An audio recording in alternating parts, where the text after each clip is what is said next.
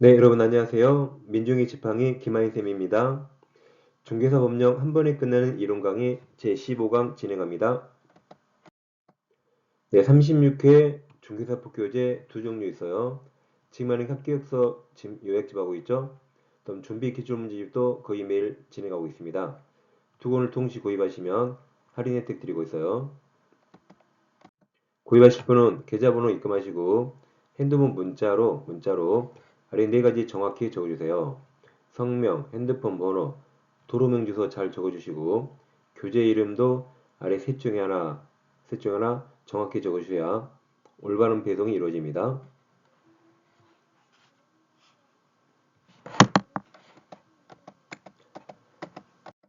네, 이 시간에는 15강 교재는 김하인 합격서 요약집입니다. 네, 제6장 중개공의 보수 보겠습니다. 우리가 이제 도대체 중개하면 얼마를 받는가 가장 궁금한 사항 중에 하나죠.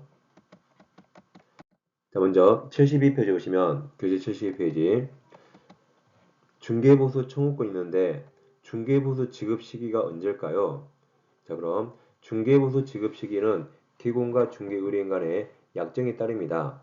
개공은 빨리 받으려 하겠고 의뢰인은 늦게 주려 하겠죠? 아무튼 약정에 따라요. 약정에 따른데 약정이 없는 때는 중개사물에 거래대금 지급이 완료된 날로 한다.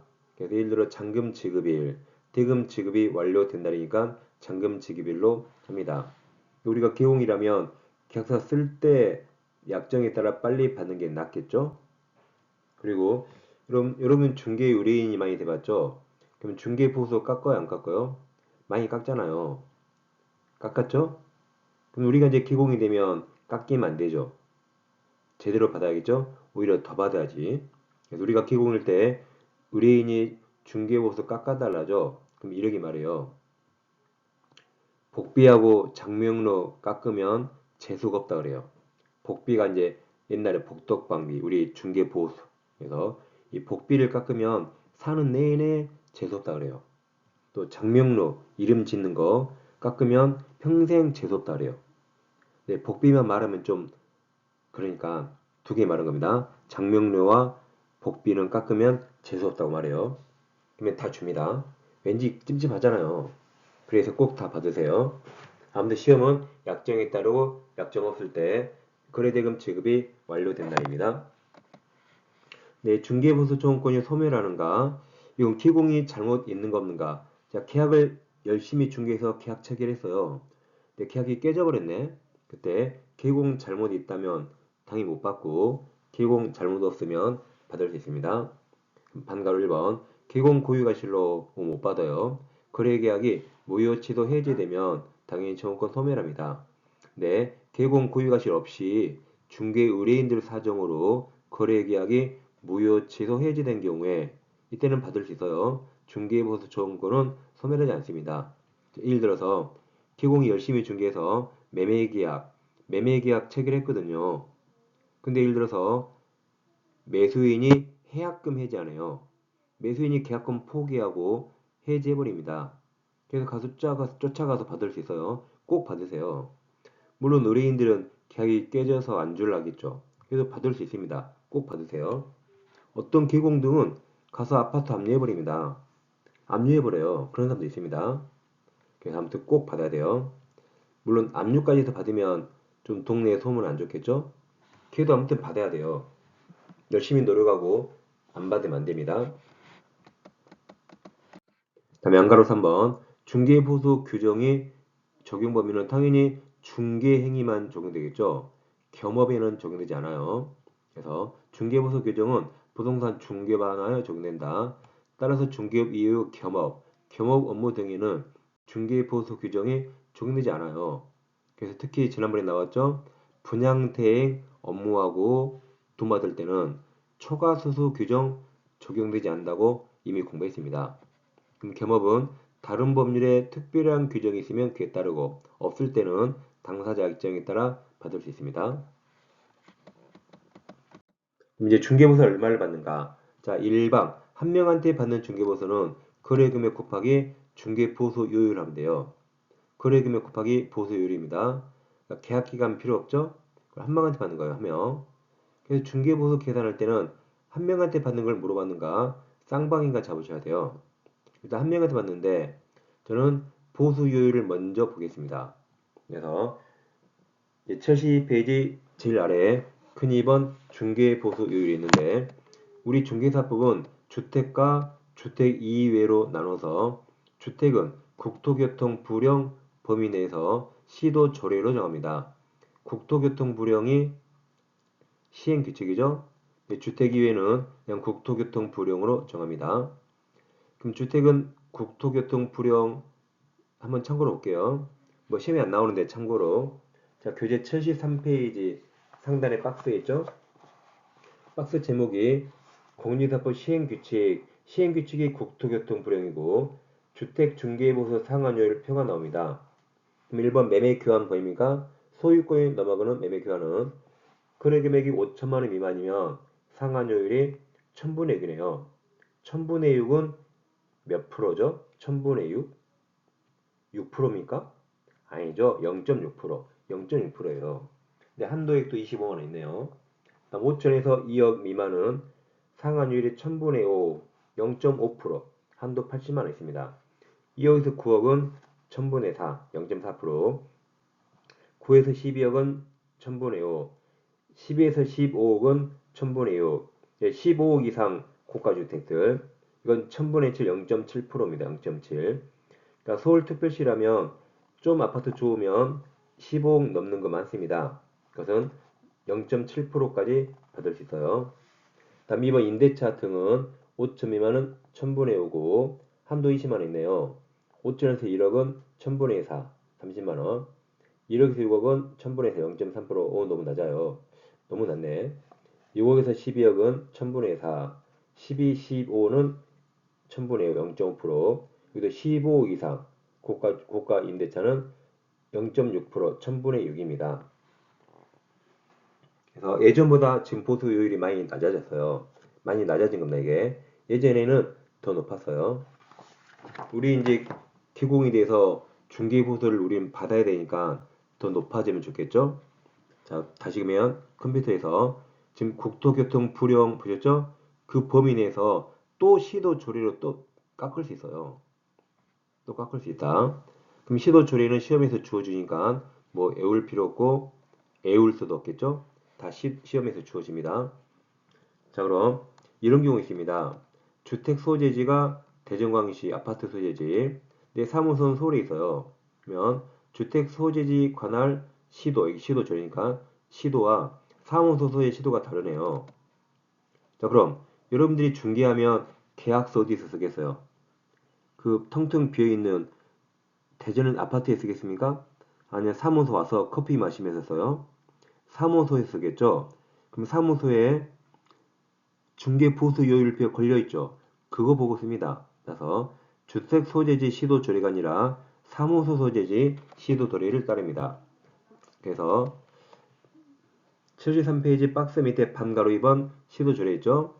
1번 중개대상물 대전과 중개사무소 소재의 서울이 다를 때는 이거 시험에 잘 나와요. 중개사무소 동그라미 사무소 관할 시도 조례를 따른다. 왜 그런다고요? 사무소에서 계약서 쓰니까 그 사무소에 중개보수요율표 걸려있죠? 그거 보고 받는 겁니다. 안 헷갈려요. 다음 법인은 분사무소에서 계약을 체결시키면 분사무소 소재지 시도 조례를 따릅니다. 분사무소에도 요율표 걸려 있거든요. 그래서 이건 주된 사무소는 틀려요. 항상 계약서 쓴 곳, 거기에 요율표 걸려 있죠? 그걸 따릅니다. 지금까지 주택이었습니다. 자, 이제 주택 이외에는 국토교통 부령을 정하는데 국토교통부는 1호, 2호 나눕니다. 1호가 있고 2호는 뭐라 써있죠? 제1호 외에 써있죠? 그럼 1호 건축법 시행에도 오피스텔인데 당 강목 요건을 갖춘 걸 말합니다. 그러니까 모든 오피스텔이 아니라 아래 감옥과 남옥 있죠? 갖춘 거예요. 감옥은 먼저 전용 면적이 80제곱미터 이하이고 다음 상하수도 시설이 갖춰진 전용 이식부업과 전용 소대시 화장실, 목욕시설 이걸 다 갖췄네요.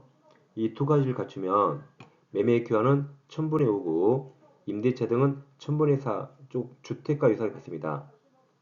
근데 주의하실 게 1호가 주거용 오피스텔이 아니에요. 법조문에 여기 주거용 오피스텔 그 말 없습니다. 주거용이든 주거용이 아니든 오피스텔이 이 가와 나를 갖추면 다 매매교환 1000분의 5, 임대차 등 1000분의 4입니다. 이 왜 그랬냐면 예전에는 모든 오피스텔 다 1000분의 9, 0.9% 받았거든요. 근데 제가 얼마 전에 보수요율이 낮아졌다 했죠. 자, 보통 가, 나 이걸 갖춘 오피스텔은 보통 신혼부부들이 여기서 주거용으로 많이 사용합니다. 그러니까 가나를 갖추면 보통 주거 용도로 많이 사용하기 때문에 주택요율처럼 이렇게 낮췄어요. 0.9에서 매매 교환 첨부네요. 임대차 첨부회사로 낮췄습니다. 이게 우린 주택 외를 보고 있죠? 그럼 제2호 1호 외 그랬네요. 그럼 주택이 아닌 것 중에서 1호 이외니까 오피스텔인데 가나를 못 갖춘 건 2호로 내려와요. 다시 오피스인데 오피스텔 가나를 못 갖춘 건 2호로 내려옵니다. 그 다음 주택위니까 토지도 여기 2번이에요. 토지도 2번. 상가 건물도 2번. 공장지단도 2번. 임목도 2번. 광업지단 2번입니다. 다시 헷갈리면 안 됩니다.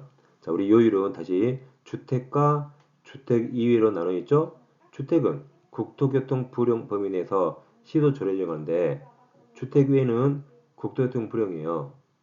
그럼 1호 2호가 있는데 오피스텔에서 하나를 갖춘 건 1000분의 5, 1000분의 4. 그럼 1호 이외에는 토지도 여기요. 토지 여기입니다. 상가 건물 여기에요. 공장도 여기.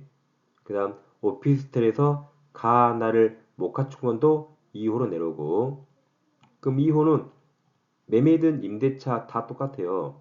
중개 의뢰인 쌍방으로부터 각각 때 거래금액이 1000분의 9 내에서 개군과 의뢰인 협의를 받습니다.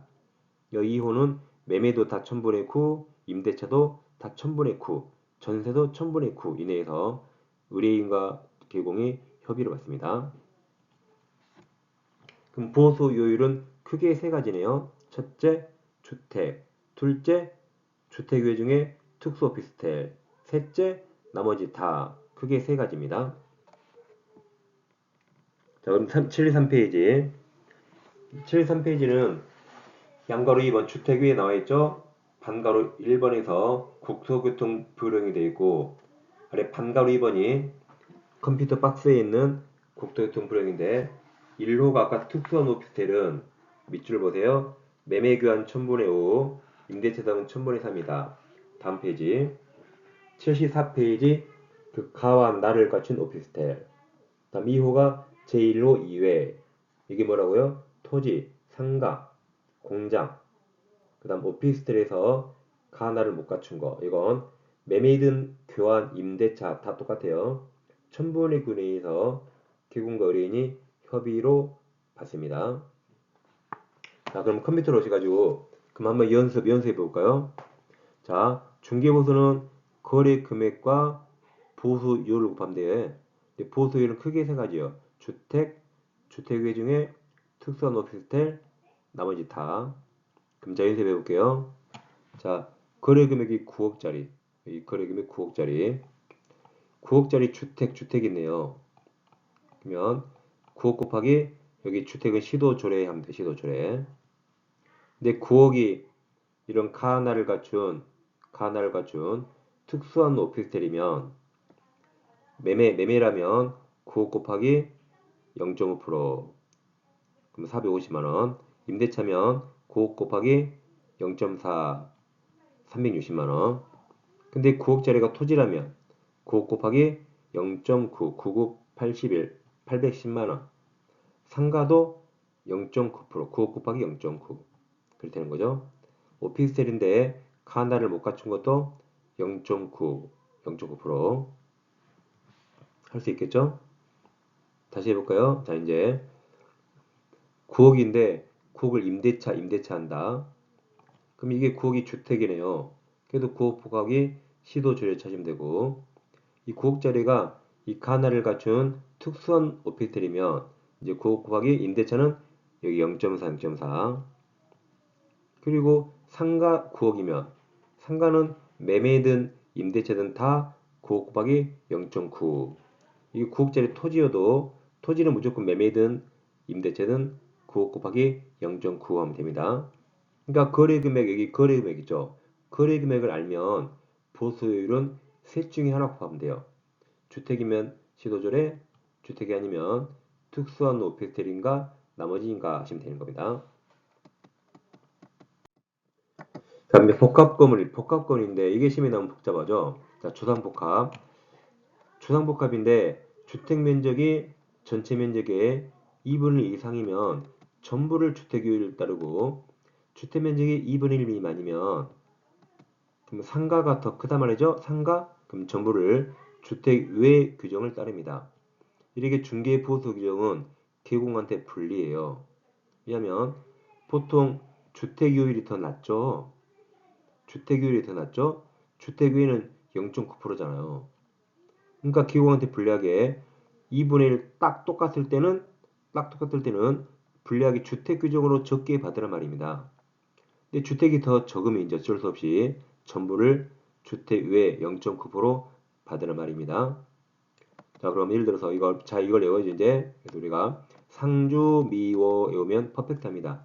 초가 있어요. 이 상이에요. 주택. 이하 미만일 때 주택 외. 상가집 가서 10만 원 냈는데 먹을 게 하나도 없네. 그럼 어머 상주 미워. 상주 미워워. 상주 미워. 퍼펙트합니다. 안 틀려질 때. 상주 미워 하세요. 자, 지금까지 보수요율을 봤죠? 이제는 거래 금액을 공부합니다. 거래 금액. 먼저 매매는 간단하죠. 매매 대금이 거래 금액입니다. 그럼 분양권이 문제가 많이 나오는데 분양권 거래할 때는 지금 총 분양가가 있고 프리미엄 웃돈이 있다. 근데 지금까지 분양권 매매할 때 건설회사 이미 납입한 금액과 프리미엄이 있다면 총 분양가가 아닙니다. 지금 분양권 사고 파는 가격이 얼마죠? 분양권 전매할 때 사고 파는 가격이 분양가가 아니라 건설사에 낸 금액으로 사고 팔죠. 분양가 20억, 지금까지 낸 게 5억, 그럼 5억이 사잖아요. 그러니까 이 5억 더하기 프리미엄을 계산합니다.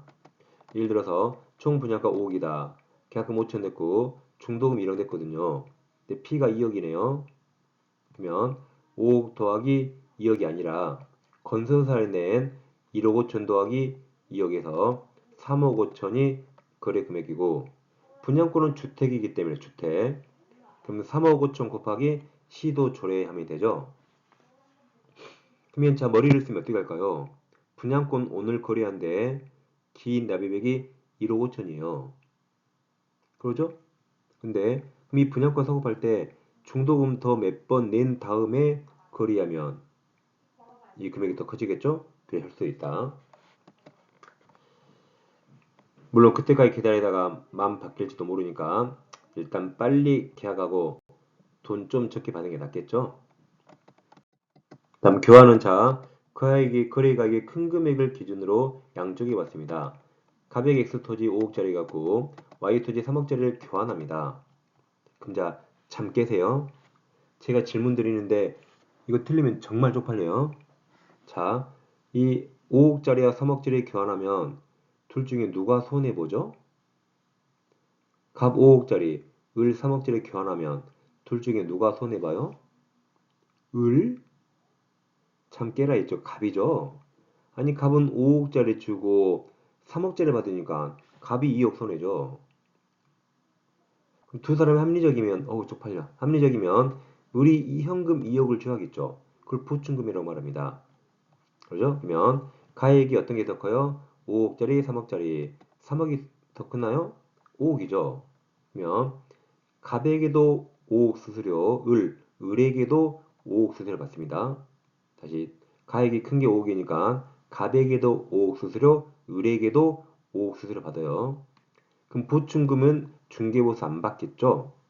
어차피 도합 5억이기 때문에 그래서 갑에게도 5억 수수료, 토지니까 0.9%, 5구 45, 450만원, 을에게도 5억의 수수료 받습니다. 다음 계산 문제 임대차가 제일 많이 나오는데 임대차는 보증금 더하기 월세가 있다면 월세 곱하기 100 이게 거래 금액입니다. 월세 100을 곱해요. 근데 100을 넣어서 계산했더니 5천만 원 미만이네요. 그럼 아주 영세하죠? 그럼 100을 70으로 바꿔줘요. 그래서 월세 곱하기 70으로 바꿉니다. 보증금 합산한 게 이게 거래 금액입니다. 그럼 잘 보세요. 이게 5천 미만입니까? 이하입니까? 미만이죠. 그러면 100을 넣어서 계산했더니 딱 5천만 원이면 70으로 바꿉니까? 안 바꿉니까? 안 바꾸죠. 5천 미만일 때 100을 70으로 바꿔 다시 계산합니다. 예를 들어 보증금 1000에 월세 30만 원이에요. 그러면 월세 곱하기 100, 3000, 1000 다음에 4000이죠? 그럼 5000 미만이니까 계산을 70으로 다시 해서 37, 21, 2100 다음엔 3100이 정답입니다. 이번에는 이럴 수 있겠죠? 이게 실제로 시험에 나왔습니다. 보증금 1000만원, 월세 40만원이면 여기다가 월세 곱하기 100 하면 4000만원이고 보증금 초과한다면 5000이네요. 5000이죠. 이제 시험장에 고민되는 거죠. 이게 이하인가 미만인가? 이 5000 이하면 지금 5000이니까 5000 이하면 100을 70으로 다시 계산해야 되고 5000 미만이면 100으로 그냥 하는 거죠. 100으로 하는 거 70으로 안 바꿉니다. 그러니까 이게 시험에 나오면 미쳐버려요. 시험장에 미쳐버려요. 그래서 보세요. 5000이 여기 잡으세요. 오 미치겠다 이렇게. 오 미치겠다. 5점 미만일 때 7로 바꿔요. 7. 이게 시험장 나오면 미쳐버리겠죠. 이하인가 미만인가. 우리는 안 미쳐요. 이제 오 미치겠다 이렇게. 미만일 때 70으로 바꾼다. 오 이치겠다 그런 말 있나요? 오 미치겠다지. 이때는 딱 5000이라 70으로 바꾸지 않습니다. 다음 보증금 1000에 월 20이면 얼른도 노트 미만이죠. 그럼 70으로 274 1400 더하면 2400이 됩니다. 다음 보증금 5000에 월 50이면 월세 곱하기 100 5000 더하기 1000이면 6000이라 6000이 거래 금액이죠. 얘들이 다 거래 금액. 여기다가 보수율을 곱하면 되는 겁니다. 5 미치겠다 하기 하세요. 자, 이제 동일이 3번, 동일이 3번 나오고 있어요. 3동일. 자, 가격의 X가 있는데 을가 5억이 매매합니다. 갑이 아파트 5억에 파는 거예요. 근데 갑이 아파트를 파는 이유는 아파트 값이 떨어질까봐 이제 전세로 들어가려고 팔아요. 근데 을은 투자자예요. 을은 아파트 많은데 또 5억에 사는 겁니다. 그러니까 을은 아파트 값이 이제 오를 줄 알고 사는 것이고 갑은 아파트 값이 더 떨어질 줄 알고 파는 것이고. 자, 그럼 갑은 아파트가 떨어질까봐 팔기 때문에 이 아파트 팔면 다른 아파트 살까요? 안 사겠죠? 지금 아파트 값이 떨어질까봐 파는 건데 다른 아파트 안 사겠죠? 그러면 갑은 임차인으로 들어가야 돼요. 임차인으로. 그럼 여러분이 이걸 중개하면 어떻게 하면 돼요? 지금 갑은 새로운 아파트 찾아야 되고 을은 투자 목적 샀으니까 아파트에 들어올 임차인 세입자를 구해야 돼요. 그럼 어떻게 하면 될까요? 둘이 그냥 임대차 시키면 되지, 임대차.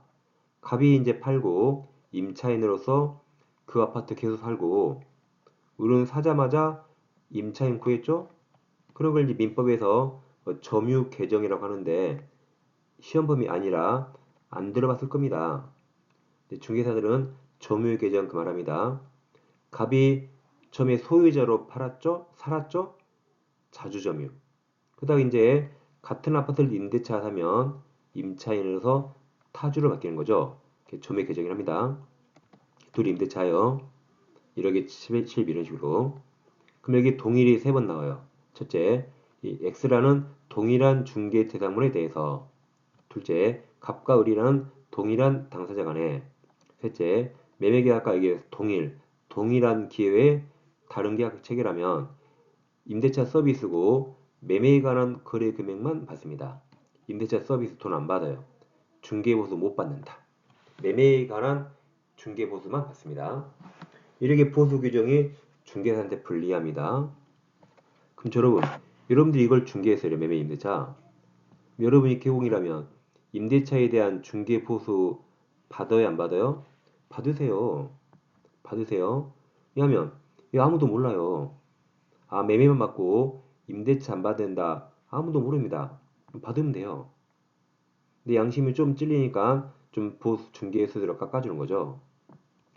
근데 만약 우리 눈빛 이상해. 우리 학원 다닌 것 같아. 그러면 을만 살짝 불러서 을만 안 받으면 돼요, 임대차. 꼭 가격에는 받고. 그래서 하는 겁니다. 그럼 3동일 기억하세요. 그래서 여러분 교재 보시면 양가로 4번. 교재 양가로 4번. 동일 밑줄 해번 있어요. 동일한 중개사물에 대해서 동일 당사자 간에 매매에 포함한 둘 이상 거래가 동일 기회에 이루어진 경우 매매에 관한 거래 금액만 적용하고 임대차 있다면 임대차는 서비스로 못 받습니다. 다음 권리금은 중개대상물이 아니라 중개보수 규정 적용 안 된다고 공부했습니다. 네, 이제 중개보수 끝났고 실비도 가끔 한 줄 나옵니다. 실비는 두 가지인데 중개사물 권리관계 확인할 때 드는 비용하고 계약금 등 반환 채무 이행 보장에 드는 실비 두 가지인데 자, 우리가 지난 시간에 계약금 등 반환 채무 이행 보장 이건 누구를 위해서 했죠? 계약금을 주는데 계약이 해지되면 매수인이 계약금을 못 받을까봐 매수인을 위한 제도라 이 비용은 매수인, 임차인 등 권리 취득 의뢰인에게 받습니다. 근데 중개사물 권리관계 확인에 드는 비용은 매도 임대인 등 권리 이전 의뢰인에게 받습니다. 자, 예를 들어서 중개사무소가 서울에 있어요. 서울. 근데 강원도에 있는 토지 팔아달래요. 그럼 기공이 노하겠죠. 아니 사무소 서울에 있는데 사람이 산다는 보장도 없는데 물건 볼 때마다 강원도 갑니까? 노에서요. 그러니까 그 토지 소유자가 강원도 물건 보러 갈 때마다 교통비 식대 30만 원씩 드린대요. 그럼 갈 수 있죠. 여행 삼아서. 그러니까 이렇게 권리관계 확인에 든 비용은 누구한테 받아요? 매도인, 임대인 등 권리 이전 의뢰인에게 받는 겁니다. 두 개 잘 비교하세요. 자, 이제 문장 확인할까요? 법령상 중개보수 한도와 계산 틀린 겁니다. 여기 서술형 문제 잘 나와요. 1번 중도금 일부만 납부된 아파트 분양권 매매를 중개할 때는 중개보수는 총 분양가가 들렸죠. 총 분양 대금이 아니라 지금 매매 당시 기인 납입한 금액, 기인 납입액과 프리미엄을 합산합니다. 1번이 정답이죠. 이번 교환계약은 중개보수는 교환 대상 중개 대상물 중 금액이 큰 낮이죠. 큰 걸 기준으로 계산합니다. 3번 동일 나오면 동일 세 번 있는 거 보세요. 3번. 첫째, 동일한 중개사물에 대해서. 둘째, 동일 당사자 간에. 셋째, 매매 포함 둘 이상 거래가 동일 기회에 이루어진 경우. 그럼 3 동일이죠. 그럼 중개보수는 매매 계약에 관한 거래 금액만 적용맞았습니다. 3번 중개대상물인 건축물 중 주택면적 2분의 1 미만 아까 상주 미워 상주 미만 미워워워 주택 외에 맞았어요. 상주 미워 하면 되죠?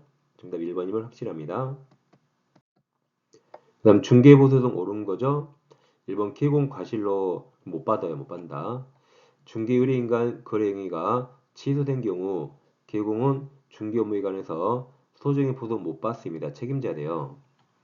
이번 개공은 권리 이전하고자 하는 중개 의뢰인으로부터 중개사물 권리관계 확인에 드는 비용 맞았죠. 받을 수 있다죠. 아까 권리관계 확인은 강원도의 토지 확인이라고 해요. 토지 확인. 그럼 매도인 등 이전 의뢰인에게 실비를 받을 수 있다 그랬죠. 3번 개공 권리를 취득하고자 하는 중개 의뢰인으로부터 계약금 등 반환 채무 이행 보장에 소유실을 받을 수 있죠. 계약금 등 반환 채무 이행 보장은 매수인을 위한 거죠. 계약이 해지되면 매수인이 계약금 중도금 못 돌려받을까봐 매수인을 위한 거라 권리 취득 맞아요. 매수인, 임차인 등에게 받습니다. 4번 개공의 중개보수 지급 시기는 개공과 의뢰인 간의 약정에 따르되 약정 없으면 거래대금 지급이 완료된 날 맞았죠? 이게 정답. 4번은 5번은 주택 외네요. 주택 외의 중개 보수는 국토교통 불용이죠. 시도 조례에는 주택만 나와요. 주택 이외는 국토교통 불용으로 정하고 주택 이외에는 조례가 나오지 않습니다. 4시간에는 한 번에 끝내는 이론 강의 제15강을 공부했습니다. 이론 강의라 문제 많이 못 풀어요. 계산 문제 같은 건 좀비 기출 특강에서 아주 한없이 연습합니다. 그래서 좀비 기출 특강 병행해서 같이 해주세요. 저는 16강에서 뵙겠습니다. 감사합니다.